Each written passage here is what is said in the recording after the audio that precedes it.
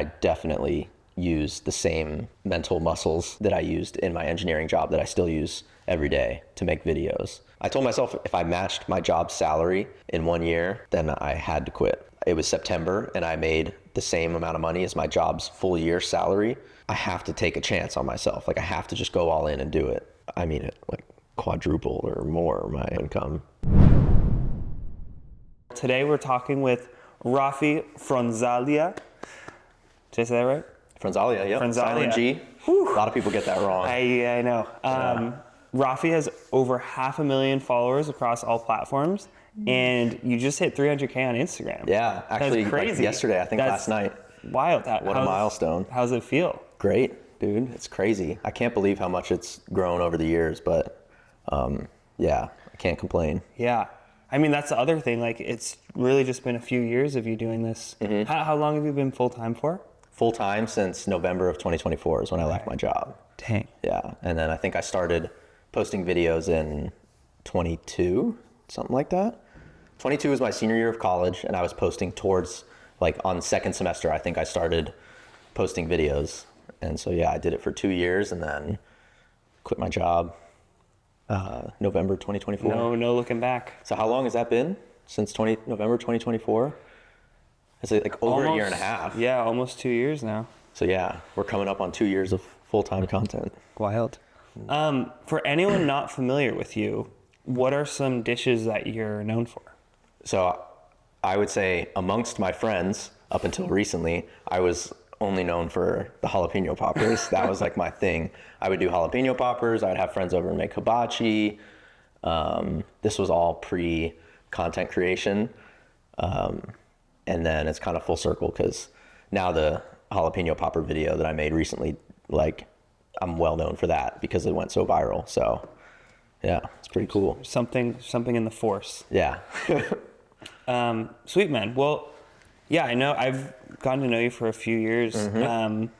And I actually knew you like just as you were going through the whole, quitting your job and going full on food.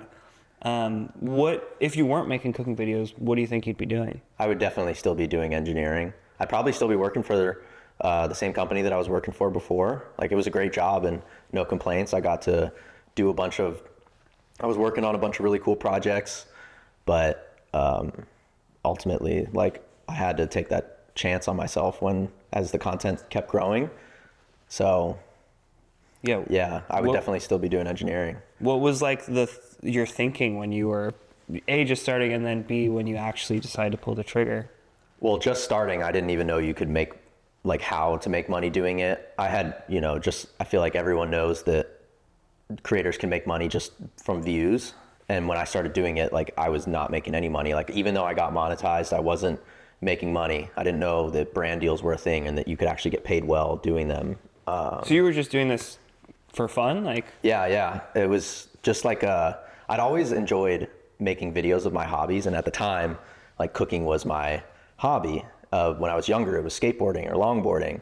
But at the time it was cooking, and it just felt natural to start posting it. And I'd been seeing other cooking creators posting their cooking videos at the time. So I drew inspiration from that and was just making it my own way. Yeah, I didn't know you could make money at the start or how to do so. What, you mentioned skateboarding, like what do you think when you were like 12 years old, what did you want to be when you grew up? Oh, for sure, a professional skateboarder. Yeah. I thought I could, but. I mean, dude, you're like, I've seen your clips. You're like very, very legit. Yeah, it was. You were up there for sure. I think injuries definitely, like, I started getting shoulder injuries like really early on. And yeah, I mean, I was never anywhere near like ever possibly going pro, but I feel like you were had fun. On the track. No.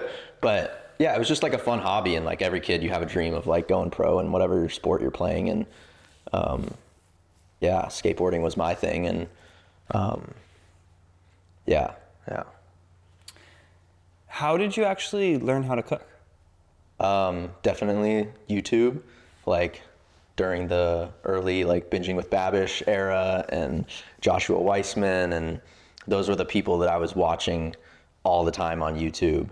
I would just recreate the dishes that they were making. Like I remember one binging with Babish video making like deep dish pizza. I thought it was like the craziest thing that like I could make deep dish pizza for my friends at home. In the cast iron? Yeah, I did it in the cast iron. Are you familiar with that video? Yeah, and I've seen your videos too. Yeah. That's sick. Yeah, that was one of the first ones like in our apartment, just for me and my roommates, like just making pizza in the cast iron. Like different than the style that I post now. That's like a Detroit style. Yeah. He did like a Chicago deep dish, like a proper deep dish pizza. And yeah, I thought it was the craziest thing that I could make that at home. Yeah. That became so satisfying, like making like dishes that you could only get in a restaurant at home. Yeah. I thought was so cool. Yeah. Damn. I became hooked on that. Okay, speaking of going way back, so whenever we do Provecho trips and things like that, we always ask like, what's the first video that you made? And oh yeah, you always remember. So I pulled up, I was able to find the Bakery Boys on Instagram. Yep. I want to watch your first video back with you. Let's do it. It's so cringy. All right. Grace, do you want to see this too? I did not know how to talk to this. Is the perfect that shirt. Yeah. Oh, it's so boring. I thought I had to show everything.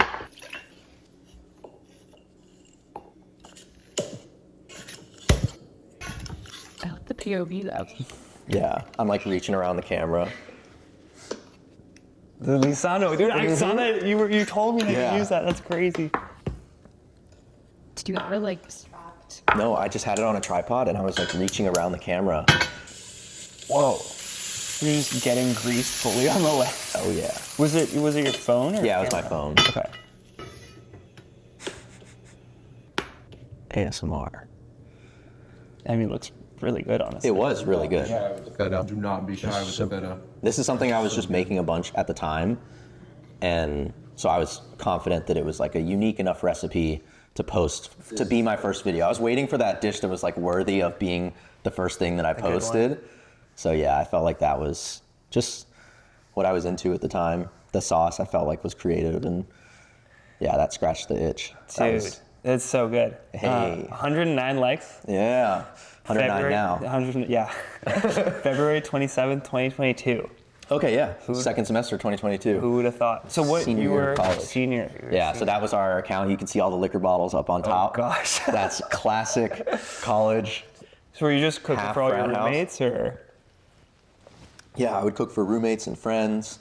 Yeah, I lived with 3 other guys, and we'd have friends over all the time. Like 2 of my roommates were in a fraternity, and so we would have steak nights, and like a few of their friends and our friends, we'd come over and do weekly steak nights. Nice. That was our thing. Just like That's the best. sitting out on the patio. Like, yeah, dude, it was Doesn't get better so than that. fun. I miss just being able to have friends like come over on a whim, not like planning anything out, and just like, oh, I have leftovers, like I have extra. Yeah, it was so easy then. Just Yeah. like nobody had any responsibilities. We were just in school, and we had a bunch of our friends were living in the same neighborhood. So we were in like a family neighborhood. Nice. But we had a ton of other friends renting houses also in college at the same time, just down the street. So yeah, people could like just come over whenever for dinner. It was fun. That's awesome. Yeah. Okay, so watching that video back, like, how does that like feel? It feels good to know that I've come a long way since that. It's cringy to watch, but I feel like, yeah, you should be able to look back on your videos and cringe. Yeah, big time. Yeah. I guess for you, like, what's changed since then, both in terms of your cooking and then also in terms of like how you make videos? I would say attention to detail and like how much thought goes into the video up front has gone up exponentially. Like before, I mean, I didn't know what I was doing. So the things I was worried about was like, am I getting the shot in frame? Like, is this video at all even going to look good?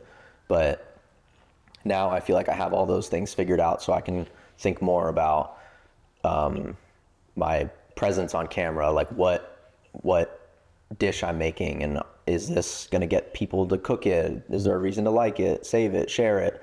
like all those things are what I'm thinking about. And yeah, I definitely wasn't thinking that in depth about it back then. Right. It's way more in depth now. Right. Well thought out. What? Sorry, I'm just saying I'm not good at like just propping up the camera and just like going with it. Like I don't like to take the chance on it doing well. I like to think as much as I can up front and then shoot and just be confident that it's going to do well. Right. Because I've thought it out. I know what's done well in the past, and I'm just reusing that same formula. Right. I feel like you mentioned skateboarding and engineering already. Like, do you feel like those things kind of shaped how you are in your career today? For sure. I think engineering instills a pretty good critical thinking mindset. And maybe I'm just naturally that way as well. Like I gravitated towards a STEM major and was always better at math than the other type of subjects like math and sciences. I was good at those. So it was natural to go into engineering, and then engineering, just working that job in a professional environment for a few years. Like you build up that level of professionalism that you can take towards your work. And I definitely use the same kind of mental muscles, you could say, that I used in my engineering job that I still use every day to make videos. It's just critical thinking. Yeah. Yeah. Do you feel like this is a common trend with a lot of cooking creators, or it's kind of varies a lot? I don't know. I feel like a lot of creators, everyone has a totally different route, but it would make sense that engineers or computer science people or like STEM majors would also excel in cooking videos, but also you could come from anywhere and be successful. You just have to do it in your own way. Yeah. Find your own path. I feel like that's what's really cool about cooking, because a lot of times things are either like right side of the brain, left side of the brain. Yeah. But cooking, you see some people who are just like super meticulous, planning everything out. They have a whole Google spreadsheet of like all the recipes and all the changes, and it's like That's almost me. Yeah. like a scientific approach. Yes. And then there's me, and it's just like I'm throwing a little bit of this together. I don't know what I'm gonna make tomorrow, and it's like kind of the more I don't know if creative's the right word, but like the more Just like put together on the spot. the more figured out as you go. Yeah. And it's like it's a medium for both to do really well. Yeah. Which is cool. Yeah, everyone's got their own way. It's so interesting. Yeah. So I love hearing about how other creators do what their process is like. I know mine is like so slow because of that. Like I'm too thought out. And so it takes forever to come up with an idea and land on a video and then actually like that idea after a couple days of thinking about it and then go and still shoot it. And then the shoot takes a long time, and I'm shooting multiple shots of the same action, and then multiple takes of the same line that I'm speaking to the camera. So yeah, it takes a long time. Yeah. A long time. Okay, so when you were starting out, like, because you are meticulous and thought out, like, had you been planning to start making cooking videos for a while? Like, what was the time between saying, oh, I want to actually make this, to shooting and posting your first video? Yeah, that's a good question. I think it took a while to get to the point of doing the first video, but I think it's hard to even remember at this point, but I was posting on this Bakery Boys Instagram account, which, for those who don't know, my college roommates and I, we all made our house was called The Bakery. Two of my roommates were in a fraternity, and so they named it The Bakery for the fraternity. And so then we all four loved to cook, and we would always cook. So we decided to make this Instagram account to share what we were cooking with all of our friends. And so it was just like our college friends following this account, and if we made something, we would post it on the account. But I was the one who definitely used the account the most by far. And I think people maybe were telling me like I should make a video or something, or I don't know. But I definitely remember feeling like seeing cooking content and feeling like I could do it. And I think I probably just filmed that video with no intention of actually ever posting it. I was like, let's just see how it would feel to make a video. And then once you edit the video, and if you like it, you're kind of like I kind of have to post this now. Like I have a final video. Like, Yeah. what am I just gonna let this sit in my camera roll, sell myself short here, and like not take a chance? So it felt safe posting on the Bakery Boys account too. It's like it wasn't on my Oh, actually, I don't even think I posted it on that account first. I probably made a TikTok. And yeah, because it was reposted from TikTok. oh, that's right. Yeah, I didn't even know how to do that. Yeah. So it's still watermarked with the Yeah. TikTok thing. Terrible. Don't do that. But I posted it on TikTok knowing that nobody I know is going to see this video.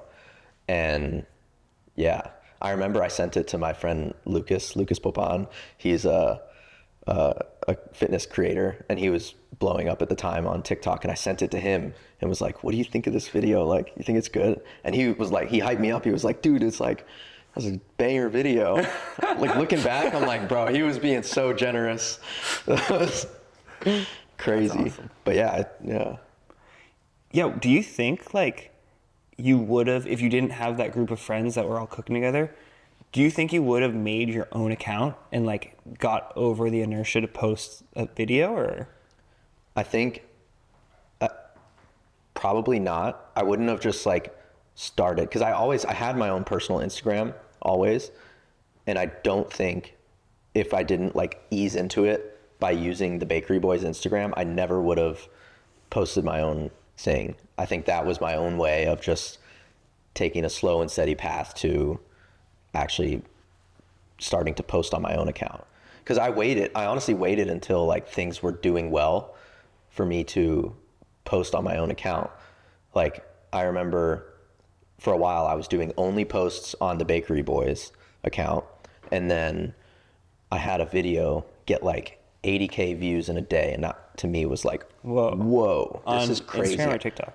On Instagram. Wow. And Dang. at the time, like my videos were getting like 100 views on TikTok. So I remember I was working at my desk, and like this video I posted, I think it was the birria bao buns, and like I posted it in the morning, and I was working from home that day, and just like still had notifications on at the time, and like just like after like after like after like, and I was like, oh my God, this post is like blowing up right now. Oh my gosh. I was like, kind of the first sign that like the videos could work. Like, oh, this could actually like perform well. Cause yeah, 80K views at the time was like mind blowing to me.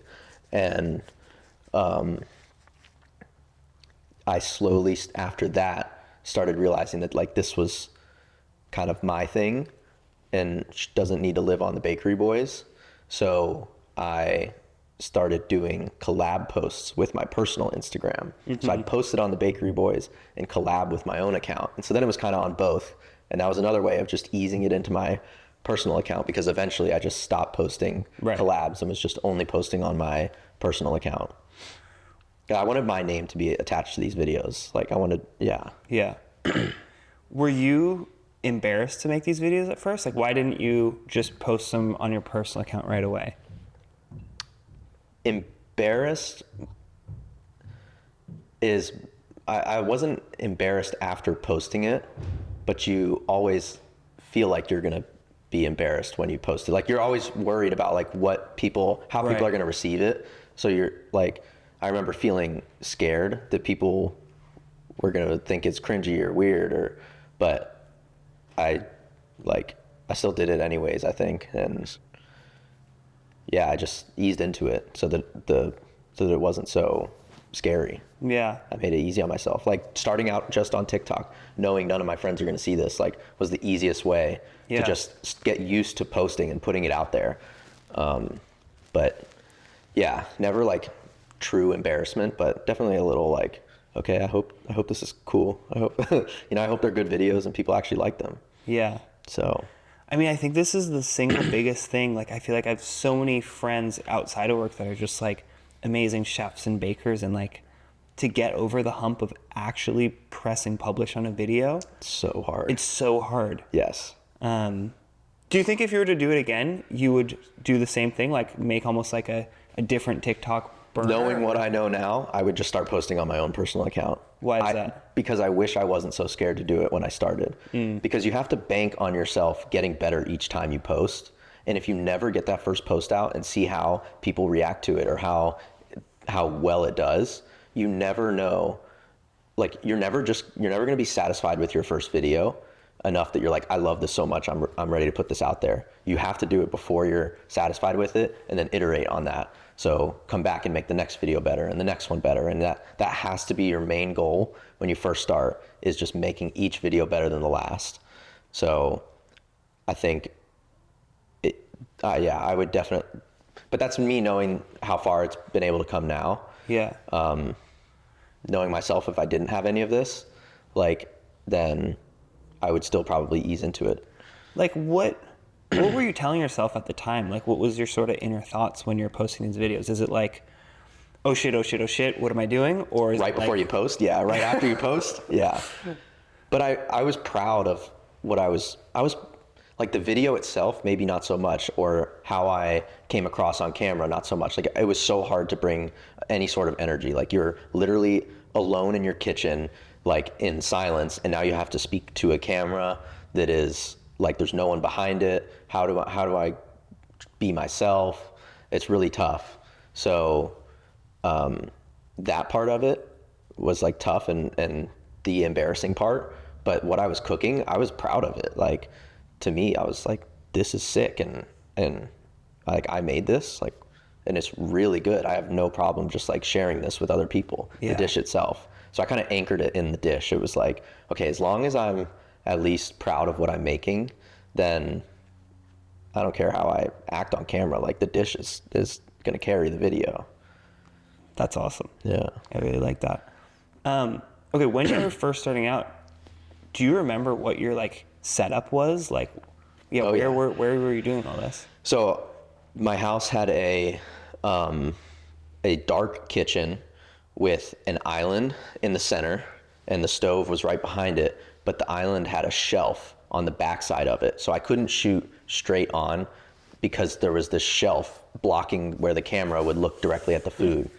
So I shot everything with the camera, like, tripod right in the middle of me, and I was reaching around the camera. And then I had a tripod from when I was younger shooting skate videos, and my roommate had a camera. Shout out Cole for letting me borrow your camera. And I borrowed his camera for the first few like camera videos, and I set it up on my tripod, and I just stood it up as high as I could and pointed down at the island. And that was kind of the only angle I could figure out in that house. Nice. Yeah, it was nothing crazy. Just all the shots weren't too elaborate, but I used my roommate's girlfriend's ring light. and shout out Kylie for that. They gave me all the setup, and yeah, I was just using their stuff and realized, okay, it's time to buy my own. Dang. After a few videos.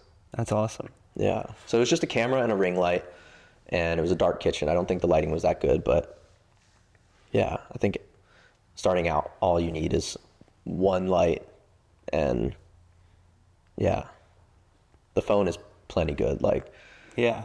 phone on a tripod is more than enough.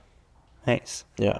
Do you remember like roughly how many videos you made until that first one that like started taking off? Not exactly. Or like maybe how long it took? We could look if you have the TikTok still up, but No. okay, not worth it. I would say, I think my first video was in like February of 2022, and I posted like once every month or so until my first video gained traction on. So I had the first one that did well. It did like 80K views on Instagram. That was the Bakery Boys video. And then the rest, it didn't like continue growing. Instagram stalled. And then TikTok, my videos were still only getting like 100 views. And then I posted a steak video that was steak and like oven fries. And that video just took off. I remember in like the first few hours I had like 100,000 views. Whoa. And then like by the next day it was hitting 1 million, and it just kept going and going and going. Oh my and, like, gosh. it went all the way to 7. I think it's still at like 7.5 million. Wow. So it's maybe my most viewed video on TikTok still, but it gained like 60,000 followers or something, like a crazy amount over Jeez, from the one next video? like week from one video. Damn. I remember posting on Instagram, like I posted a story, a screenshot when it hit 1 million. I was like, I guess I'm a TikToker now. Like, I guess this is for real. And yeah, from that point forward, I was like, oh, like getting all this attention from it, and people enjoyed the video. Like it was a mix of like people saying, oh, you like burnt the steak and whatever, but another mix of people saying like, that looks really good, like I want to make this. I was like, whoa, this is really cool. And I was like, I'm gonna just keep doing this. Like, why would I stop after that? Yeah. Like, what if I could repeat this over and over again? Like, what could it turn into? So yeah, I just kept rolling with it. Damn. That video had all the things it needed. Like in the intro, like it had the crunch, it had the sauce pour, it was controversial enough to like, I remember saying like why spend money at a steakhouse when you can make this at home? So like something for people to go and comment about and like get pissed off about. But The steak that you post is always either going to be too burnt or too raw. Like Yep. it's impossible to. you can never satisfy anyone with a steak video. Yeah. It's almost better to like cook it one way too far in the Yeah. other direction. That's funny. At least you only get half of them. Yeah. Damn, this is wild. At what point did you realize like, okay, this could actually be a real thing? Like this could make just as much, if not more money than my engineering job? Yeah. I think it was my first brand deal. I remember just like after the video had taken off, I still had no idea about how to make money. I remember I hit 10K followers on TikTok and I was like, ooh, I can monetize now. And I got approved for the monetization program, whatever it was at the time. And it started getting, it's all good. I got approved for the monetization program, and I was like, just waiting for the money to start rolling in, like from these views, and like I probably made like $5-10 on that video. Like it was not paying well. And like, I only got approved late in the game. Anyways, for a while, I didn't know how to get paid. And then I was scrolling on TikTok one day and I came across this video. I don't remember who it was, but it was a girl talking about how she started growing on TikTok, and these brands started reaching out to her, and she like, they said, well, how much like would you charge for one video? And she said like $500 or something. And they were like, okay. And she did the video and got paid $500. And at the time she was like, oh my God, that's a ton of money. And so then another brand comes and she does it again and was like, $1,000. And they were like, sure, no problem. And she just kept bumping her rate. And I don't know how many followers she had, but I remember she said she was like 20 grand. And a brand was like, sure. And she made 20 grand and paid off her student loans from one video. Dang. And she was just sharing that experience with her followers. And I saw that and I was like, whoa, like you could make 20 grand on one video. And looking at her size, I was like, I want to do that. I was like, I knew I'm going to be in good student debt for a while, and that'd be nice to make a lump sum of money at one time for what seems like an easy video to make. So yeah, I just kind of said it. I want to get to that point. And I think I started looking into ways to get brand deals, and I signed up for one of these brand deal agency type programs. And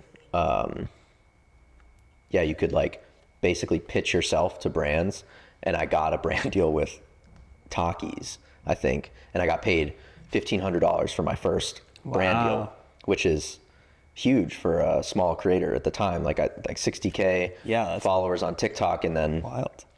and then like only my friends on Instagram, and the fact that I could like make that was like, whoa, that like, okay, I could keep doing this and charge more as I grow. I could keep charging more as I grow, and eventually, hopefully, I told myself if I matched my job salary in 1 year, then I had to quit. And yeah, that's exactly how it went down. Once I started making money, I was like, I have to set a point. Like, this is going to be a scary leap, and it's like leaping into the unknown. But at some point, I have to take a chance on myself. Like, I have to just go all in and do it. And yeah, that was in 2024. I was like, it was September, and I made the same amount of money as my job's full year salary. And so that's when I had. So in that month or in that year? Year to date. Okay. By September, I had already made, so like by September, I had made more money than I had made that year for my job. So I was like. So you're like 3 months ahead of schedule. Exactly. Okay. So that's what I was like, I have to do this. Dang. Yeah. And when you did that, I mean, I remember we knew you at the time. We were like just starting to meet you. Yeah.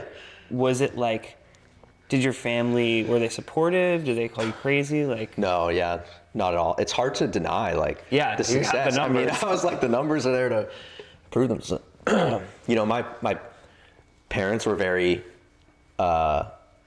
letting me know, making sure I understood every risk associated with what I was doing here. Like, you're not going to have health insurance anymore. You're going to have to sign up for that yourself. Like, your expenses are going to go up and things like that. But overall, like, everyone, like, I was so lucky that like all my friends, everybody was like so supportive. Even everyone at my company, like, they were super proud of me.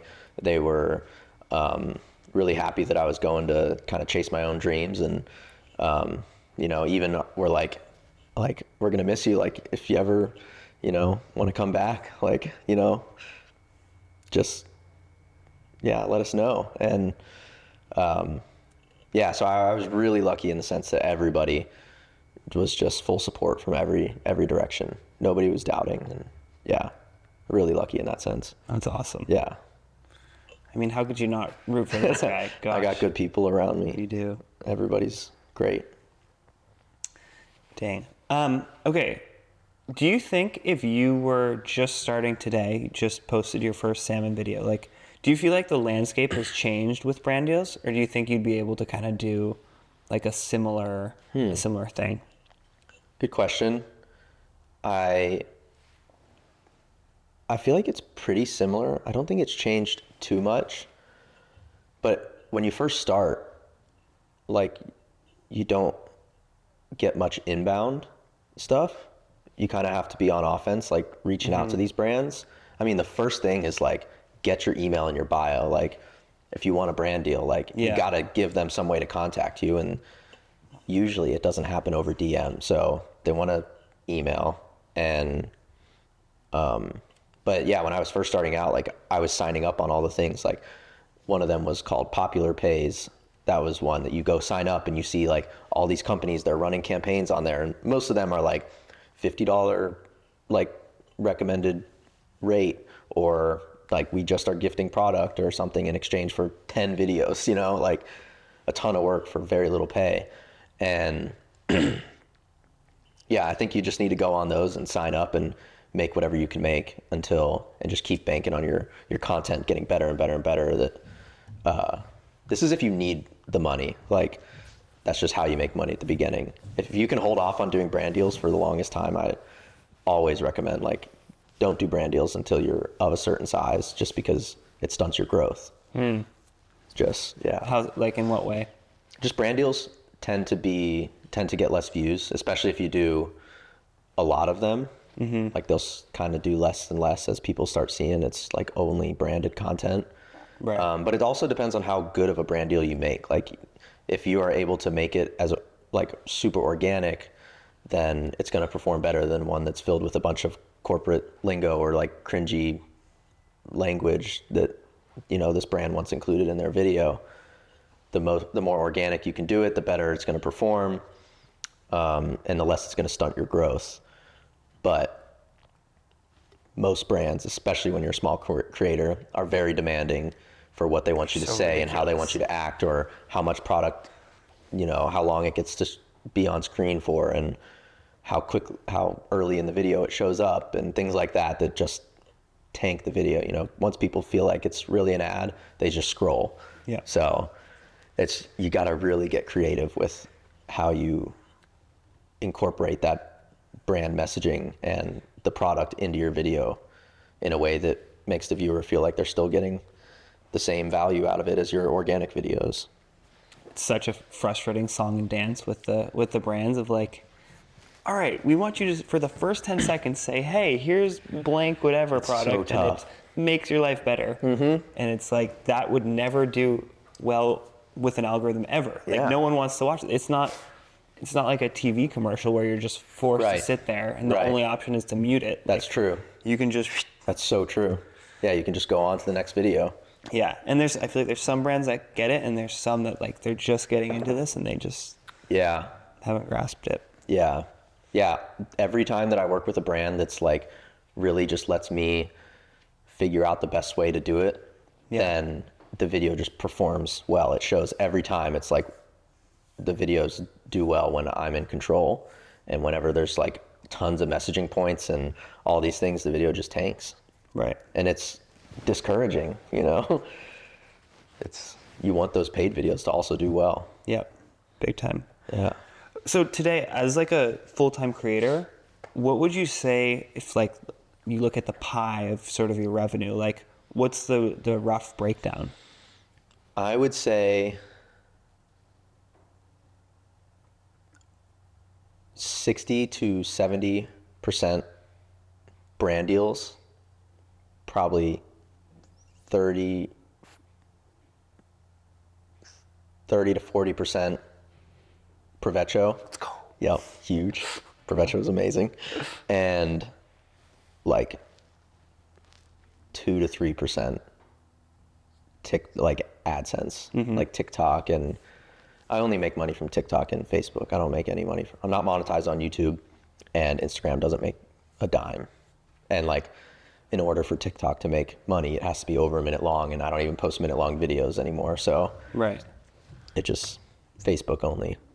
Right. So What do you feel like this job has like brought you, and what do you think, if anything, it's taken away from you? oh, interesting question. That's Grace's question, by the way. That's a good one. I would say it's brought me time and freedom. When I was doing both jobs, I had no time for regular life things. Like, yeah, if I wanted to go on vacation with my friends, I had to take PTO, and I'm constantly battling, projects at work, and there's all these things I want to do in life, but I can't do because I have to take time off, but I'm also making content at the same time.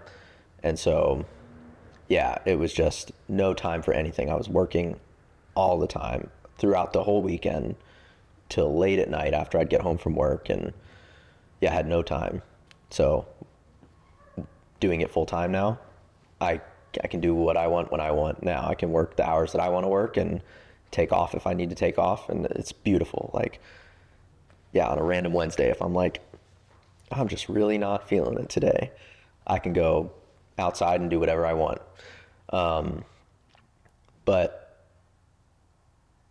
I think something that it may have taken away is the separation between work time and not work time, because now everything feels like work time. It's hard to be like, there's always something you can be doing is the toughest thing to deal with. So there's a constant looming stress of like, I should be working right now all throughout the weekend, or yeah, it's hard to separate non-work time from just regular life. Yeah. Yeah, I had something else I was going to say with that, but oh dang, I forgot what it was. But yeah, that separation was nice. Like with the job on the weekends, like you don't have to look at your work phone. You don't have to like Right. nothing. Like your weekend is your weekend. But yeah, Oh, I was going to say, you always have to keep your foot on the gas with this. Like, you feel like if you ever start relaxing or taking a step back, you feel like it's all going to just fizzle out. Yeah. And it could just go away. So it's scary in that sense. You always got to keep pushing. But I feel like that's normal pressure with anything. You gotta keep going. Right. Dang. Yeah. Is this something that you want to do forever? I think if I could, I would. Can it go forever? Probably not. I just think things change, and the name of this game is for longevity. I think it's your ability to adapt and change what you do.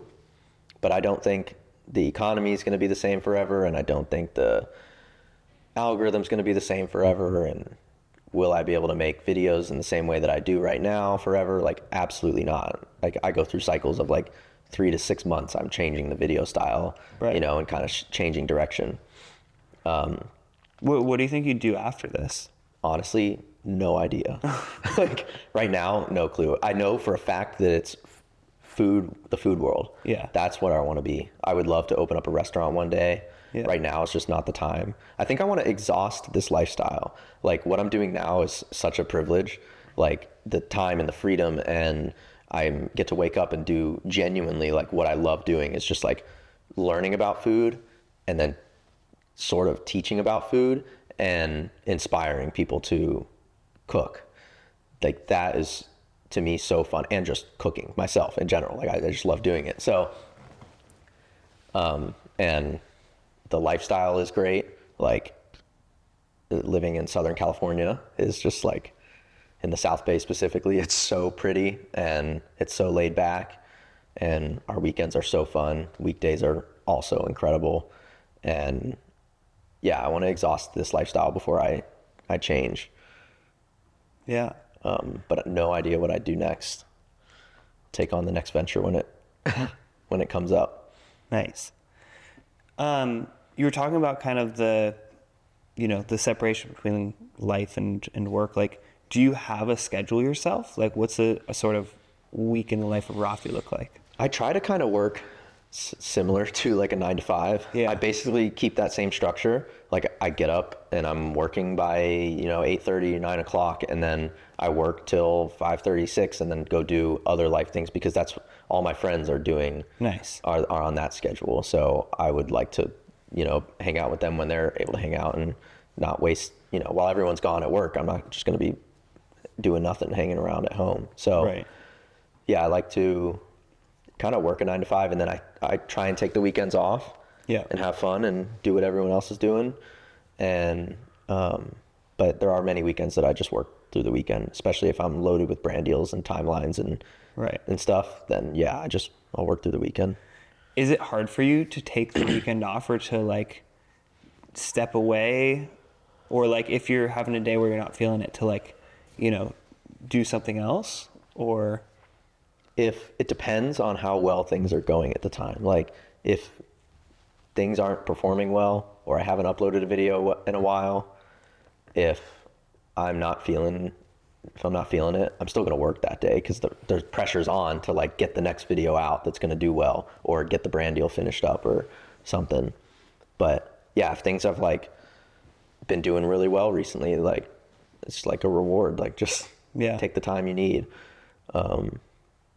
But as far as taking weekends off, I'm pretty strict about not working through the weekends. That's good. I'm not interested in like missing out on life experiences right Yeah. now. Too young, too much freedom right now to miss out on that. Not willing to sacrifice it, for sure.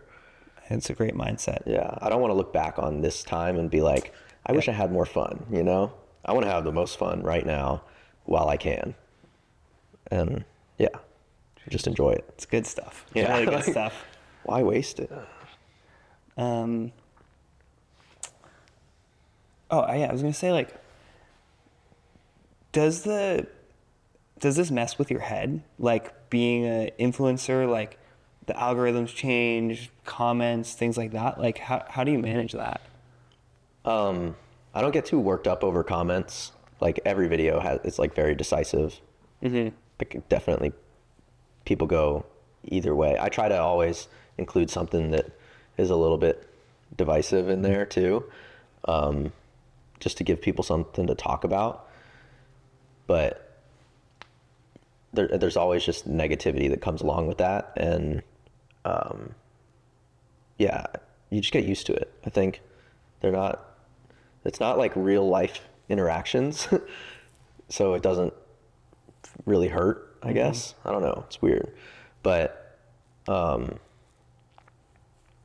was the other part of the question? Like, does it Just like the algorithm. Like, oh, the algorithm. That was it. Yeah, the algorithm changing is definitely like it never makes like major changes at once, but it's always slowly shifting. So you're always chasing what it wants to see. For example, recently it's been, and maybe this is more of like a psychological thing across society, but people are gravitating towards like talking head videos like a lot more than they used to.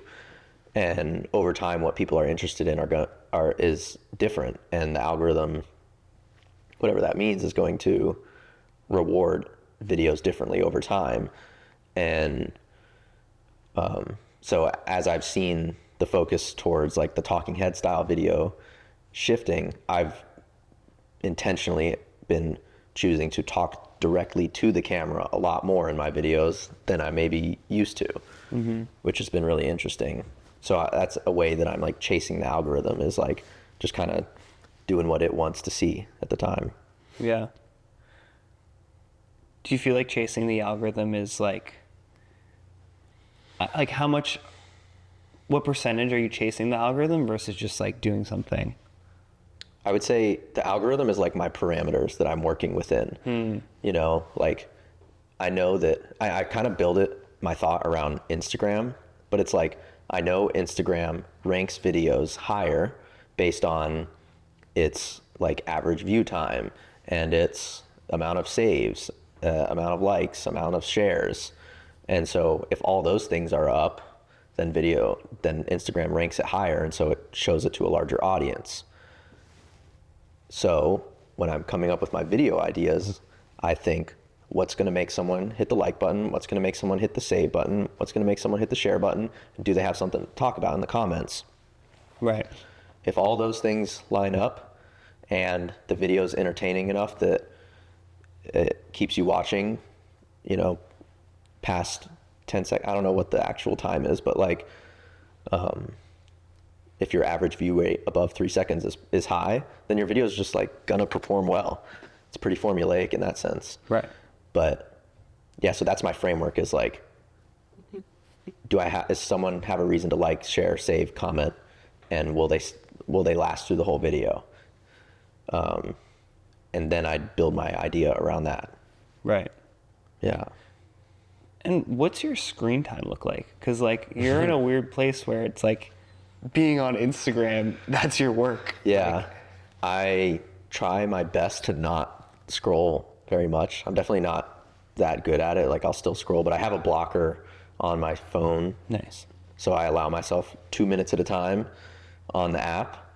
And in order to unlock it for 2 minutes, I have to like sit on my screen for 15 seconds to disable the blocker. So I just make it inconvenient. Right. But I also know that I mentally, like, I don't feel good when I've been on the app for a while. Yeah. So just knowing how much better I feel when I've been off of social for a while is enough for me to decide, like, I don't want to pull up Instagram right now. I don't like that reflex. Like, I hate having that, like, oh, I'm bored. Like, instead of just sitting with my thought, I have to pull my phone out and be on my phone. Like, I can't stand, like, when I catch myself doing that, I get so frustrated. I was like, why do I feel the need to grab my phone? Yeah. It's so frustrating. And then you grab it and then you just like swipe and you're like about to press. You know, your body knows exactly where Instagram lives on your phone. Yeah. And then once you're in. Like, it's genuinely so difficult to get off of the app and stop scrolling. This is why I need it to disable. Yeah. Like, it's a timer, because I can never easily just decide this is the last video. It's also too easy to scroll, and the hooks are so good that, like, right. you know, They're showing you the good stuff. yeah, it's too entertaining. Do you feel like you know when a video is going to go viral before you post it? Mm-hmm. Yeah. I feel like I have a good gauge on that right now, which is why maybe I don't post very much because Just I quality. find it, very specific what's going to go viral and what's not going to go viral. And I spend too much time like dialing in every aspect of the video before I decide like it's ready to go and post. I think it just takes me a long time to really reach that point that's like, this has all the things, this has the legs to go viral. Right. Makes sense. I struggle with ideas for sure. Ooh. Whoops. Yeah, I definitely like shut down a lot of my ideas before they even come to life. So the few that get through then take a long time to even edit and Right. yeah. Yeah, what's like the full process for like coming up with an idea all the way to shooting and posting and Yeah. and iterating? Like, what's that look like for you? I would say, so beginning with ideas, which I struggle with the most, is starting with like real life experiences that I want to share. For example, this sushi bowl video that I made recently, it was just a spicy salmon over sushi rice with like a ponzu vinaigrette, chili oil, Trader Joe's crispy jalapenos. Like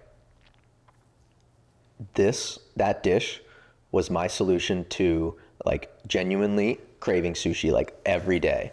Like I would go out and buy it like every single day. I'm like, lunchtime comes around, I want sushi. Dinner time comes around, I only want to eat sushi. Something about living in Southern California, dude. You just want to eat sushi. And for the longest time, like I felt like sushi was inaccessible because I was scared to buy like non-sushi grade fish or didn't know where to buy fish I could eat raw. I just didn't know anything about all that until I recently like came upon the fact that I can just buy Trader Joe's salmon and make sushi with that. Like you could just eat it raw, but I like, a little quick salt sugar cure, firm up the texture, and then it's the skill barrier of like, okay, it's really difficult to make sushi rolls. So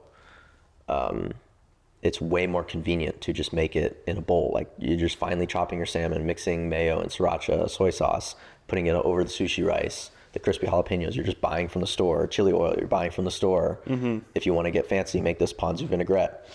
To me, that is a really like crazy discovery of that I could do is just make this so simply at home and satisfy my sushi craving. Right. And it's way less expensive. So I'm like, okay, that's kind of my talking point is like, this is how I satisfy my sushi craving at home. So now I know I have a video that's like, okay, this is something I would tell all of my friends regardless of whether I was making a video on it or not. And I can form a really strong hook around the idea that, like I just said, I crave sushi every single day. This is what I do to satisfy that craving. And there's a few tidbits throughout the video that kind of can spark your interest as the video goes on. Like right after I get through the intro, I'm bringing up that like I just use Trader Joe's salmon. That's like a second hook in the video. Like, what? You can use Trader Joe's salmon to make sushi from?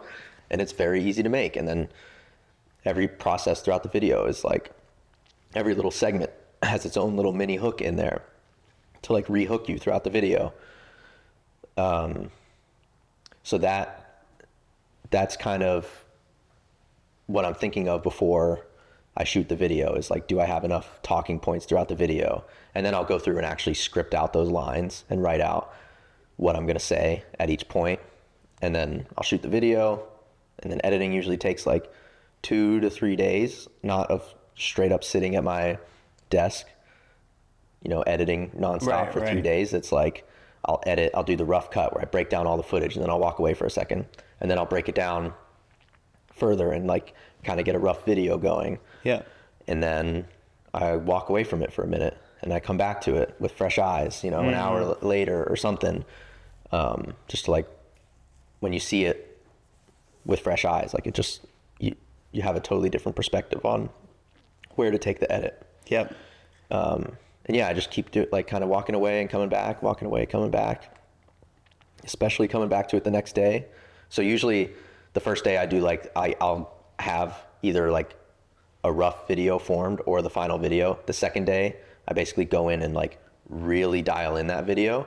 And then the third day is like the morning before I post like any last bits of editing necessary. And then it goes live. And then that's when, do the recipe and post it on Provecho and all that. Right. Do you feel like being on Provecho has like changed your parameters or how you think about videos at all? Totally. Like, I've come to realize that my favorite thing to have happen as a cooking creator is have a lot of people cook your recipes. You feel like you're actually making real life impact on people when you get people going and making what you're posting. So I'm kind of chasing that, which is getting people cooking. And it started with Provecho. Like, if you want to get people signing up for Provecho, you have to get them to want to cook the recipe first. So that is, I start with, is this video a compelling recipe? Is it approachable? Like, can the average home cook see my video and go, I think I could do that too? If they can, then I'm off to a good start. Like, there's a decent chance that people are going to want to sign up and cook this recipe. So that's kind of where I start, is can I actually convince the average person to make this? Right. What was like your thought process, you know, when joining Provecho? At the time, I was searching for a way to diversify my income. I remember I was, between Substack and Provecho starting out, and then I got on a call with both you and Substack and ultimately decided I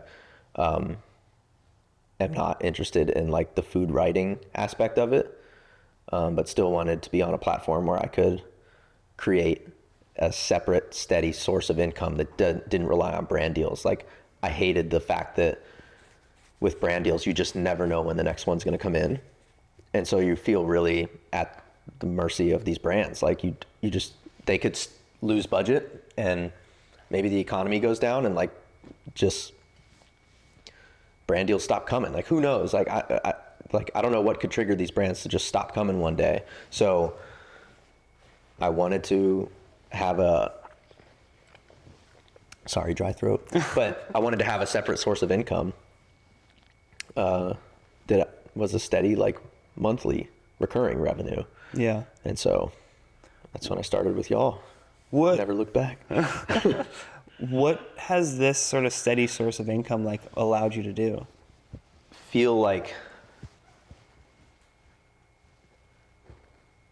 it won't all come crashing down as quickly as it could. Like, if it was just brand deals, then I'd be screwed if they just stopped. So being on Provecho, I am comfortable, even if I've even gotten to a point where I can start saying no to certain brand deals. I can take higher rates. Like, I don't rely on that income as much. So if I want to just take some time to, which is what I'm doing right now, is take some time to just focus on driving or good quality organic content, I have the freedom to do that because rent, things like that are paid for. It's like I'm okay. Right. How do you think that your audience reacts to brand deal content versus like Provecho content, or like your organic stuff? The organic, yeah. I mean, if I am still giving you like a compelling recipe with an ingredient that's well respected, then people are just as excited about that recipe as they are my organic one. But by nature, it doesn't perform as well because people are quicker to scroll when they know it's branded. So there's no negative sentiment if I'm still providing good value out of the video and it's still entertaining. Like I try to make to me, like doing a brand deal, it's like having a product and it's like a little challenge. Like what can I make with this product that's really interesting? And if I do that successfully, then it should be just as entertaining. But the organic stuff, I mean, I just have full control and can just make the whole video as interesting as possible. Right. And so, yeah, people love seeing that organic stuff. Right. Way more. And they're way more, if there's so many more eyes on it, then a certain percentage of those people are going to want to cook it regardless. Right. Did you ever notice like a difference between your organic content, like just before you had Provecho at all, versus now your organic content, but that like links back, you know, the recipe is in your Provecho, things like that? What I would say is that because I started on Provecho, I had that mindset shift of wanting people to actually cook the recipes. And when you have that mindset shift, like your video becomes way more compelling anyways. Because before, I would say it was just me trying to figure out what the craziest thing I could make was. For the longest time, I was just like almost testing myself, like how crazy or how cool of a dish could I create? And then I was just posting it and just hoping it did well. But once I shifted to my goal was to get people in real life to cook it, then those videos resonate with people because they are watching it and they are like, oh, I actually do want to cook this. Let me save it, or share it with a friend. Let's cook this together. Or, whoa, look at this. I want to make this. So I would say, like, for sure, my videos started doing way better once I had that shift. And I could bank on them doing better. Before, it was like, if it was just crazy enough, it would do well. But now it's like, okay, people really want to make these things. So it's going to do well because of that. Right.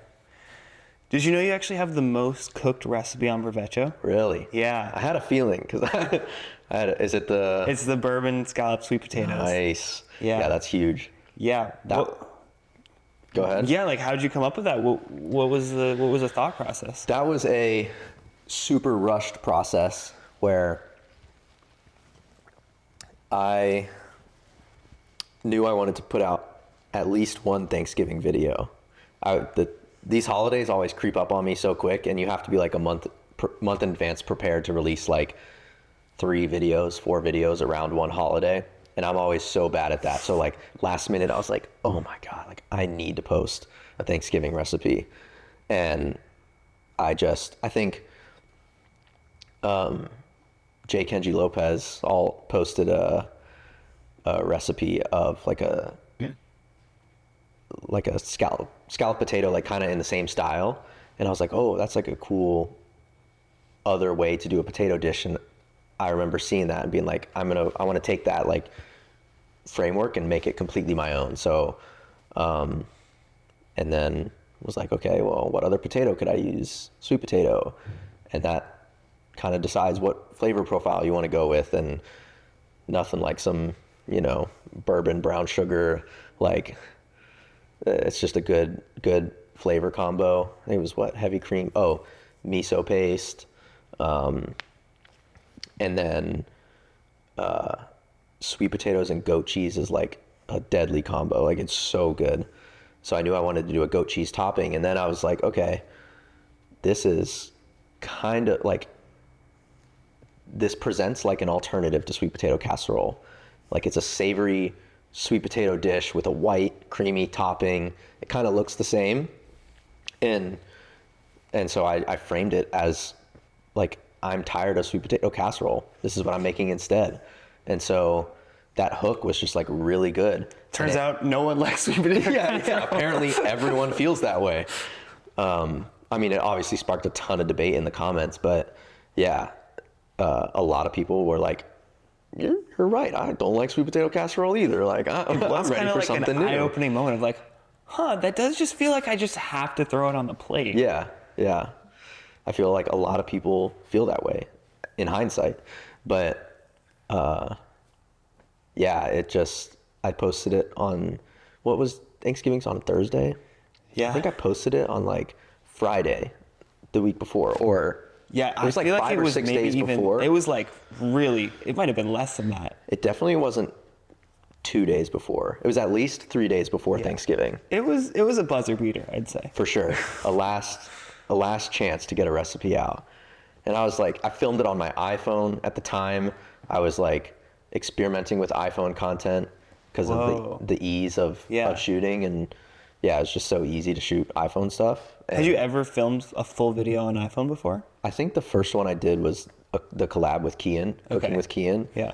And he showed me like his tips and tricks and how he shoots iPhone content. So I was like, oh my gosh, like this feels so much more like I'm actually just cooking because it's so easy to set up the shot and move it around, and the ease of it all was really enticing. And I know most of the top creators honestly just use their iPhone. Like Notorious Foodie shoots on iPhone. I think Sam's Eats, I'm pretty sure he shoots on iPhone. Kian shoots on iPhone. A lot of people, it's like totally fine to shoot on iPhone. Yeah, I mean they're like, so good. These days. You're not rewarded for your like how crisp your video is. It just has to be entertaining and good. And it can actually take away if it's like too high production quality. For sure. Yeah, production quality almost doesn't matter at all. Yeah. So, yeah, I was just playing around with it, and I landed on that recipe, and yeah, all the stars aligned, and timing was perfect. I had tons of people saving it and like signing up right leading up to Thanksgiving, and then on Thanksgiving Day, that was like the coolest, like the most live. There were literally thousands of people around the country just cooking this recipe all at the same time on Thanksgiving Day. That's wild. That for was their families too. Yeah, exactly. Like my dish made it onto that many people's Thanksgiving table is like crazy. And yeah, that was like a high that I'm like chasing, that's like, whoa, people in real life are all making this right now. Yeah. People in comments are coming in like, I'm making this and this flavor's off. Like, what can I do? I was like on my phone all day, just like responding to people while cooking my own Thanksgiving dinner. Yeah, that was awesome. And then the comments coming in the next day and people sharing like, oh, I made this and yeah, so people loved it. It was like the coolest thing ever. And I mean, this is your dish. Like, you definitely drew inspiration from Kenji and, you know, but like very different. No one had really done this. Looks the same. This thing before. And it's like, it's going to be a staple in people's, on people's Thanksgiving tables. Yeah. It's crazy. Yeah. Like people are probably going to want to cook it next year too. Yeah. I actually made a even better version of the dish that maybe I'll post that for Thanksgiving this year, where I turned it into a galette. Like I turned the sweet potato into a galette with like a black and white sesame crust. Yeah, incredible. Maybe I'll make a video on that this year. But that'll look really cool. Yeah. I hope people cook it year after year like that. Yeah, it's so cool. What do you feel like that recipe did for your Provecho income? I mean, it like quadrupled or more my Provecho income. Yeah.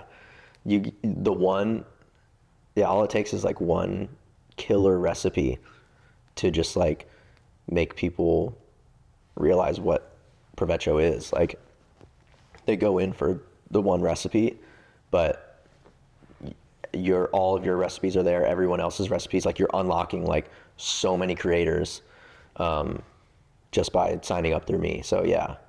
But yeah, that one recipe totally transformed the amount of subscribers. Yeah. And yeah, it's kind of been something I'm chasing. Like that one had the craziest formula. Like my cast iron pizza videos previously were my most cooked and most subscribed recipes. Like those recipes drove the most subscriptions, with like many millions of views. I mean, across all the cast iron pizza videos is like probably close to like 30, 40 million views.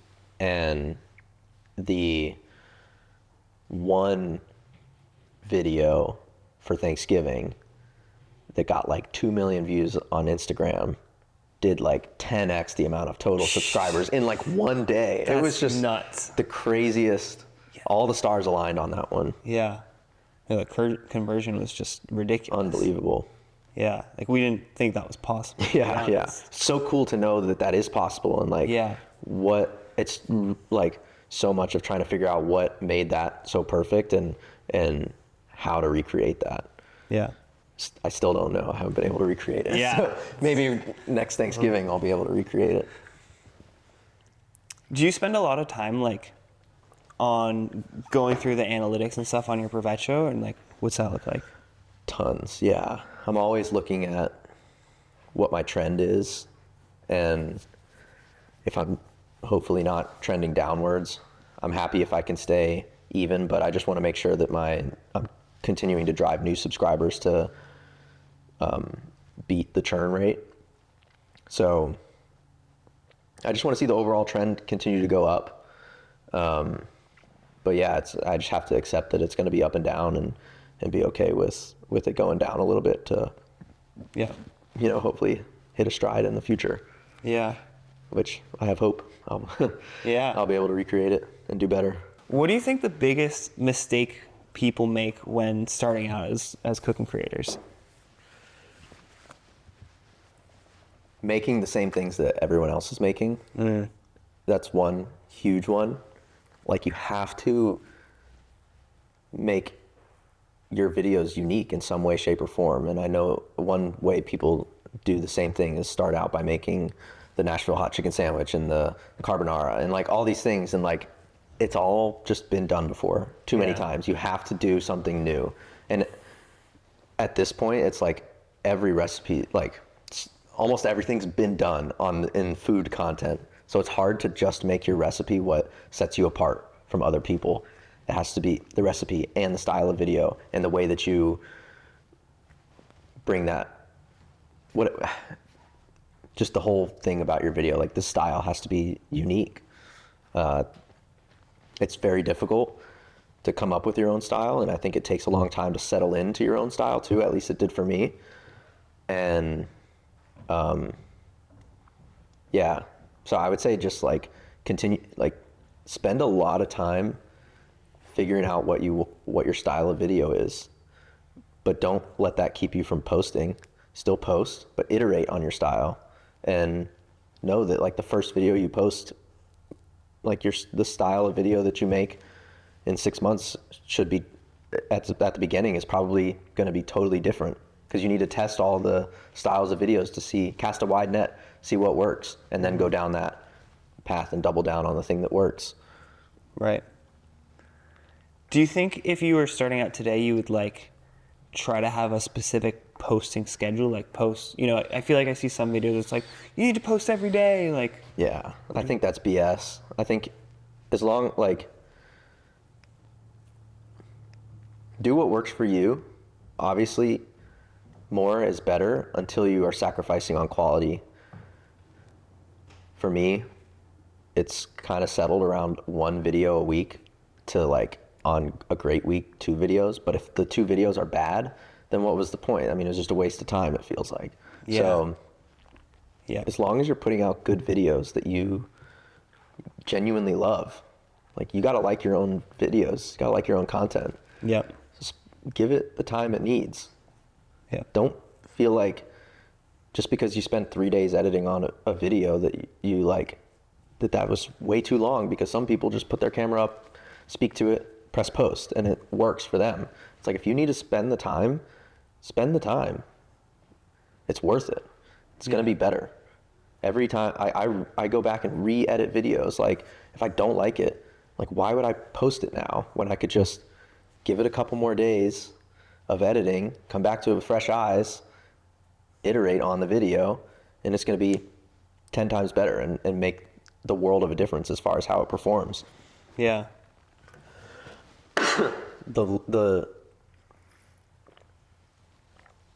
The littlest things sometimes make the biggest difference as far as the videos go.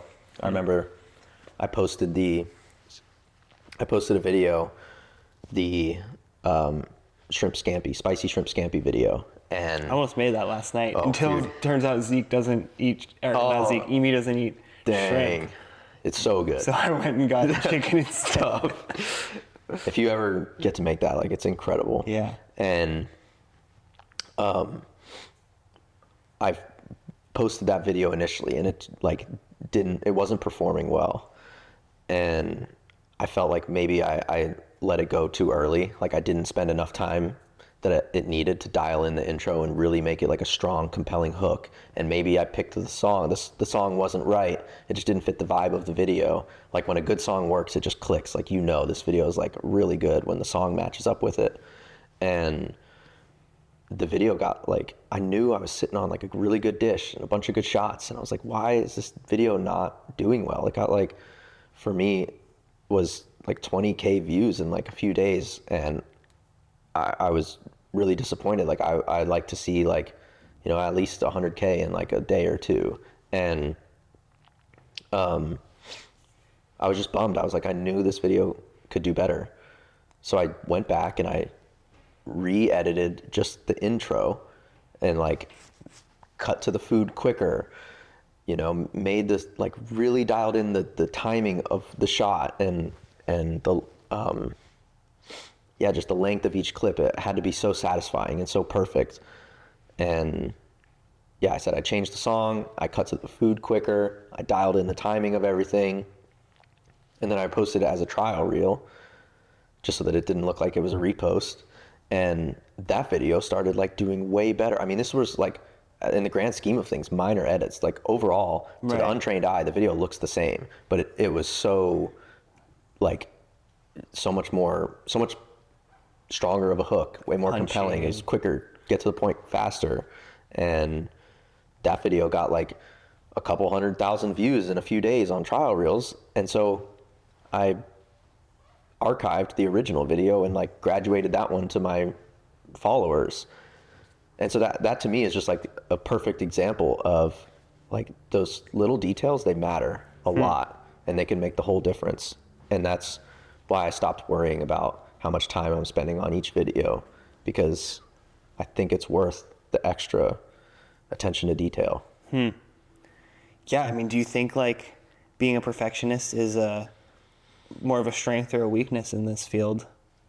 I'm trying to make it a strength. Like, yeah, you know, if it could be a weakness if it keeps you from ever posting. So you have to have a line. Yeah, but it's such a thin line, man. Yeah. Like, at some point you have to decide, because there's always something else you could do to make the video better. yeah. At some point you have to decide this is enough and you have to post it. How do you find that point? Like, how do you know? I kind of know if I get addicted to watching the video. Nice. If I can rewatch it over and over again, I'm like, I'm sitting on a good video. But if I don't even like to rewatch it over and over again, then nobody else is. Yeah. I wanted to make sure that the video, even like in every situation, like if I'm not looking at the screen and the audio's playing, is it like music? Like, is it pleasing to listen to? Right. Just the audio. Can I also watch it without the audio and it's still pleasing to listen to and make sense? Right. Like it has to look good in every scenario for all the stars to align for it to, you know, go viral, in my opinion. That's just what works for me. So I do all those things. I watch it over and over and over. I mean, so many times just to make sure that like, okay, I've watched it 5 times. I still think it's a good video. Like, yeah, it's all worth doing. Nice. Yeah. How do you define success in this industry? To me, it's kind of like success is, I would say like, do I have the time to do the things that I want to do in life? Whether that be, just hanging out with friends, taking vacation when I want to do, like living real life experiences. To me, like, I want to unlock that through content. And so that's how I define success. Like, am I able to be happy and live a fun, fruitful life while also doing this? Then yeah, I'm successful. Obviously, to some extent, you have to make enough money to live the lifestyle that you want to live. And so, yeah, money plays a little bit of a factor in it, but overall it's just a tool to unlock doing the things that you want to do day to day.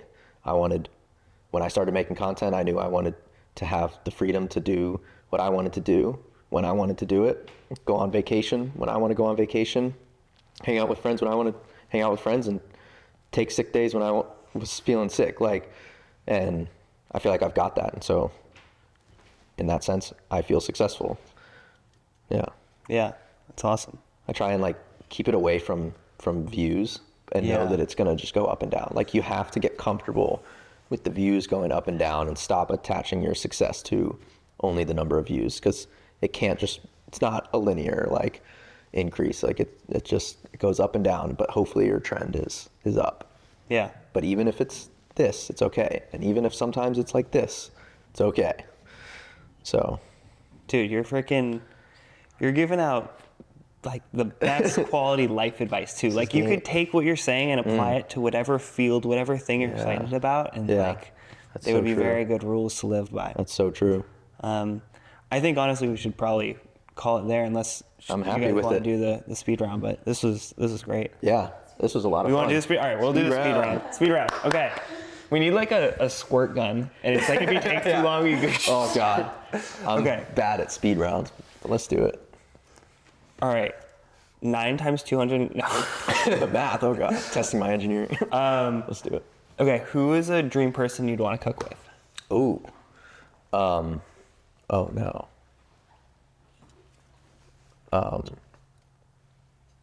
This is like the name a woman challenge. Like when you can't name anyone.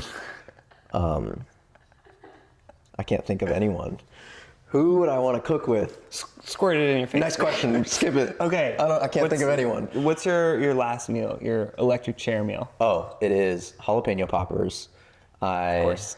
That is the appetizer, and then the main is cheese. Probably like a steak with a pan sauce or something. Bordelaise. I love just like that, and roasted potatoes. And then hard to beat. Dessert. I want